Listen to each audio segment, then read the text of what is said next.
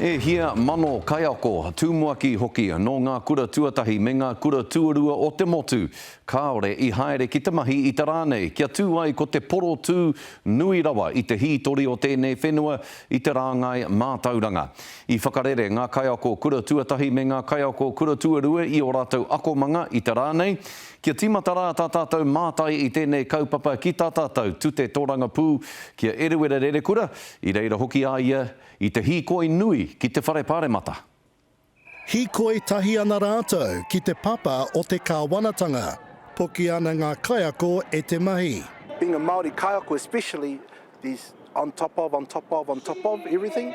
So there's on top of the classroom, and then you're given the kapahaka, you're given te ala pōwhiri, you're given all the Māori achievement jobs, and that's a pretty heavy load for one kaiako to carry.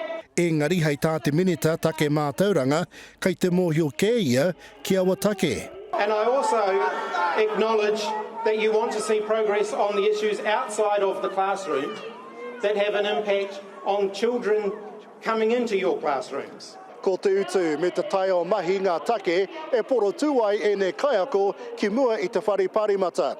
Ko tahi irakati rua piriona tāratarahi ko whakatakotoria e te kāwaratanga hei kōkiri I awa take. Engari hei tā tēnei kaiako no te riuroa, kāri rātou e ratāna ki te pūtea a te kāwanatanga. Government really needs to actually listen and ask what teachers want, not to give us what they think we might want. We have been listening to the concerns that teachers across the country have been raising. Hei tā te pitihana, kei te aro ana hinara ki ngā take a ngā kaiako. Teachers have come out in force alongside parents, and National has sympathy for what they're asking for. We think that there needs to be movement on both pay and workload. It's not the first time we've been out here striking. We've been doing this since last year.